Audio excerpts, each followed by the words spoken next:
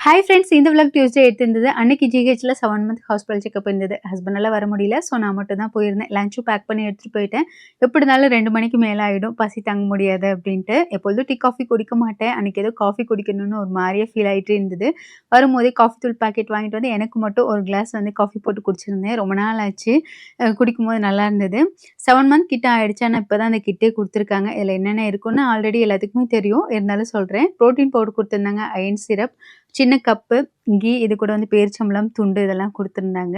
2 குக்கீஸா இருந்தது. Multi millet cookies, nuts cookies 2மே back பண்ண வச்சுட்டேன். அதுக்கு முன்னாடியே பிரெட் பண்றதுக்காக ப்ரூஃபிங்க்கு மாவும் ரெடி பண்ணி வச்சுட்டேன். ரொம்ப நாள் ஆசை எனக்கு பிரெட் பண்ணணும் அப்படின்ட்டு. அது வீட் பிரெட் பண்ணியிருந்தேன். ரொம்ப சூப்பரா வந்திருந்தது. நல்லாவும் ப்ரூஃப் ஆயிருந்தது. அதில மில்க் வந்து கோட் பண்ணிட்டு, அதையும் பேக் பண்ணி எடுத்துட்டேன். குக்கர்லயும் ட்ரை பண்ணியிருந்தேன். அதில எப்படி வருது அப்படின்னு சொல்லிட்டு. அதுவுமே ரொம்ப சூப்பரா வந்திருந்ததுங்க. இதோட ரெசிபி வேணும்னா சொல்லுங்க. கண்டிப்பா ஷேர் பண்றேன். நாளைக்கு இன்னொரு விளாக்ல